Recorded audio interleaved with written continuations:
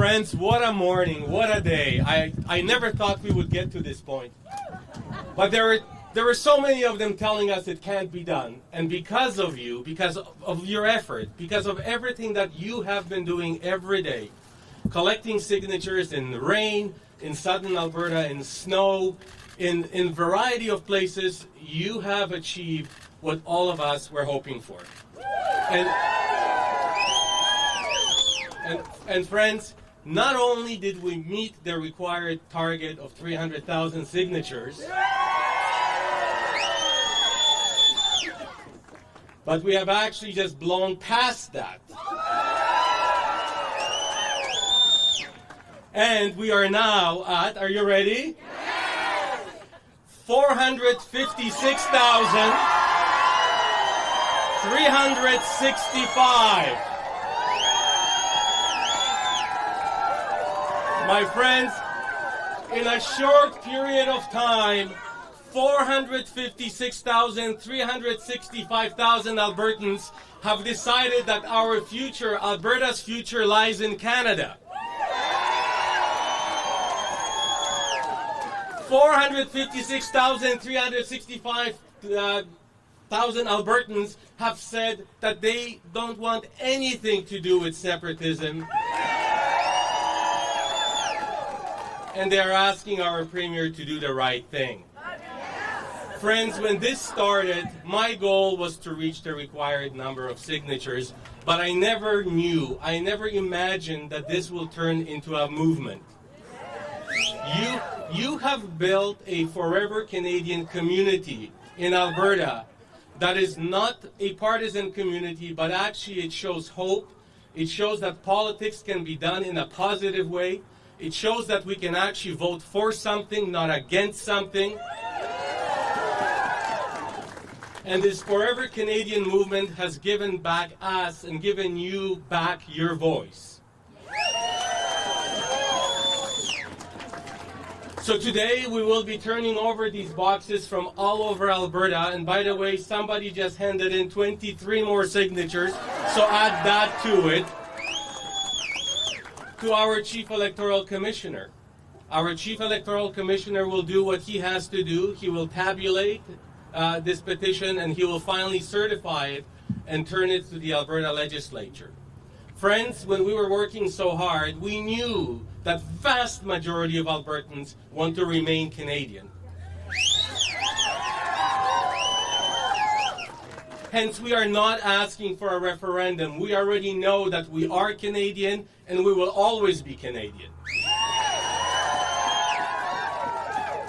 We're asking the Premier to do the right thing and ask Alberta MLAs to vote on this issue and put separatism to bed once and for all. There are other important issues for our government to focus on, and this should not be a distraction from important government work. So friends, what a way to make a history. What a way to send a message to our provincial government, to the rest of Canada, letting other Canadians know that Albertans are not outliers. We are as proud of being Canadian as any other Canadian from sea to sea to sea. And this is also a resounding message to the rest of the world. Alberta is a place where you can safely invest. Alberta is a place where you can move to. And Alberta is a place where you can raise your family, because we're not going anywhere outside of Canada.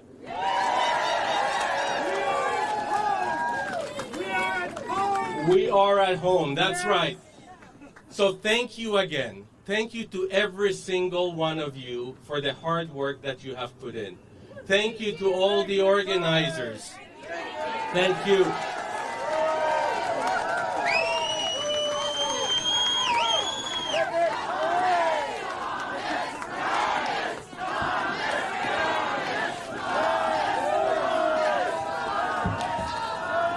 Thank you. Thank you. I started a little snowball. You made it into an avalanche.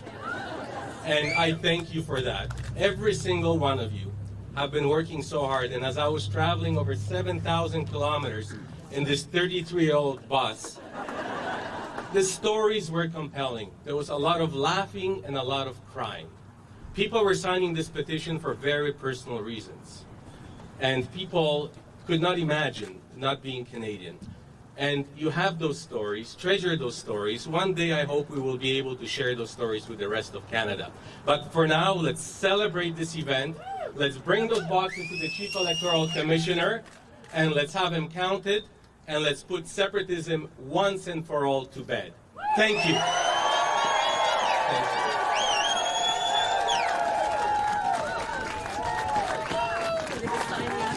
That's right.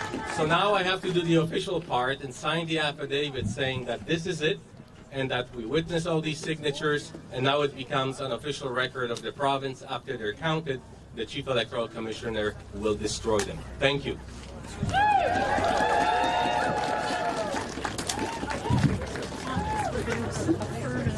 That was awesome. So the contents of this affidavit that you're going to be affirming, Thomas Lukaszuk.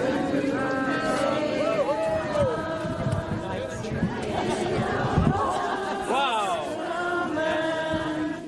With glowing hearts we see thee rise, the true north, strong and free. From far and wide, O Canada, we stand on guard for thee. God keep our land glorious and free.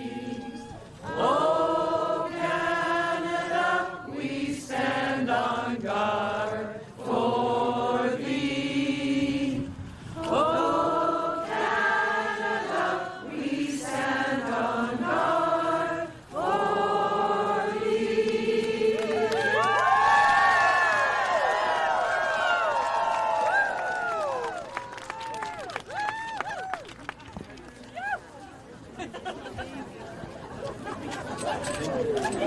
Thank you. Sorry? Yeah. If there are any questions from the media, I'm here for you.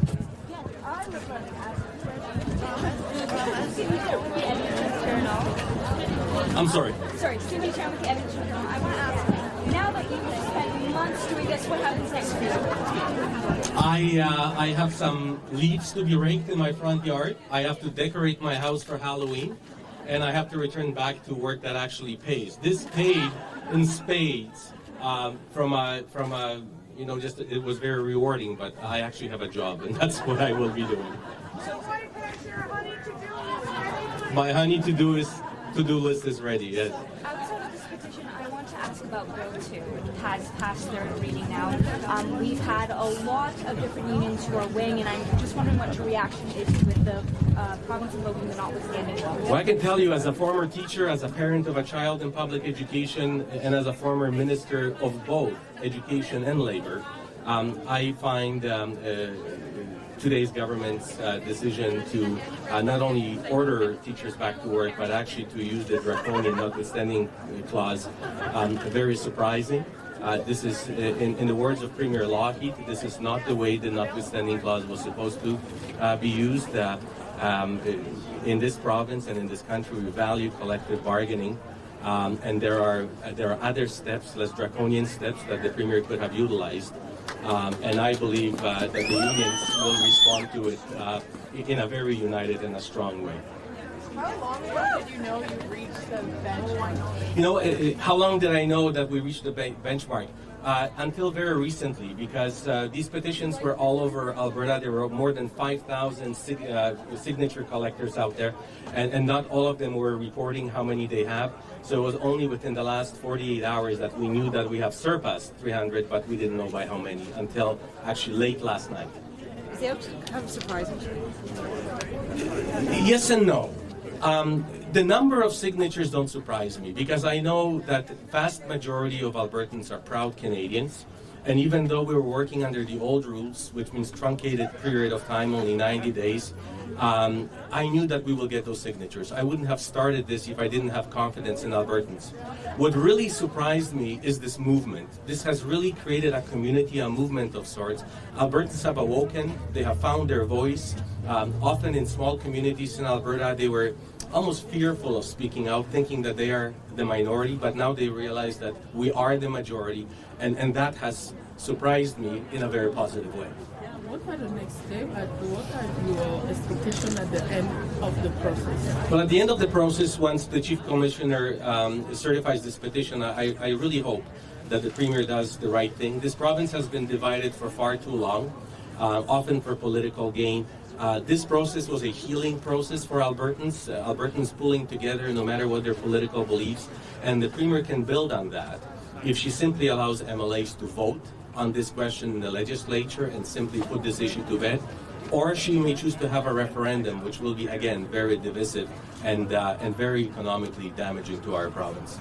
What do you mean by doing the right thing? The right thing to do is to allow Alberta MLAs, whom we have elected to make important decisions, vote on this question, have our government adopt as a policy the fact that Alberta will stay in Canada and start focusing on other important issues that the government should be focusing on, particularly at this point in time. Are you confident the Premier is going to do that, though, instead of putting this to Albertans? Am I confident if the Premier is going to do the right thing? Well, the ball is now in the Premier's court. Forever Canadian is actually giving her an opportunity to unite Alberta and to do away with divisions and to focus on, as I said, other important issues, healthcare, particularly right now, public education. But the ball is in her court. I can't predict what she will do, but I certainly know what the right thing to do is. And the right thing to do is putting separatism to bed as soon as possible so it doesn't cause any further economic damage and doesn't divide Albertans even more. So we see many boxes from many places in Alberta. Where does the signature come from? From cities, from all over Alberta? Well, the signatures actually, adjusted for population, we have collected roughly the same percentage of signatures from rural Alberta and from urban Alberta. You know, our farmers are proud Canadians, and I have often heard in rural Alberta farmers and other residents of small towns saying that we are proud. We have homesteaded on this land for centuries, and we're proud Canadians. So any attempts to divide urban Alberta versus rural Alberta, conservatives versus liberal, it simply is not playing itself out in these signatures. We have signatures from every corner of this province, from every demographic in this province, from Albertans of all political beliefs. The one thing that truly unites us as Albertans is our pride in being Canadian. If this does proceed to a referendum, if the Premier makes that decision, I'm wondering what you think the results might be and what you might do further to sway the results towards the yes column. Well, if the Premier decides to have a referendum, we will pick up our tools again, and we will be campaigning as the yes campaign. I certainly hope we don't have to do that, because there are other issues, important issues that we should be addressing, but I can tell you the Forever Canadian movement is ready for that, and I have no doubt that more than 80% of Albertans will vote to remain in Canada. Can you talk a little bit about the timeline, like how soon can the referendum happen? And, Well, the ball is in the Premier's court. Once this petition is certified, she will have a UCP party-led committee give her advice on what she should do. It's sort of like one giving advice to herself. But she will make the decision, and if she wants to have a referendum right away, she can call one, or she can attach it to the next provincial election. But this is not what this exercise was all about. This exercise was actually to give the Premier an opportunity to avoid a referendum and further divide Albertans along political lines. This is not something that this province or this country needs at this time. We live in very volatile times from a geopolitical perspective, and we need to show Canada as a united front. when others are attacking us, and any divisions within Canada are just not good to our province, and they're not good for Canada. We are united as Canadians, and no one should be trying to explore any divisions there. Just have a question. How soon these ballots will be officially counted?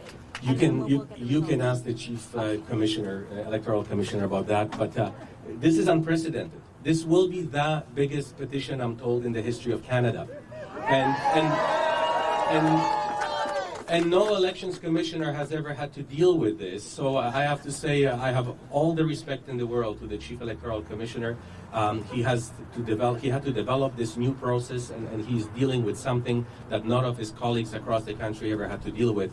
But I'm sure he will do it as expediently and as accurately as he possibly can.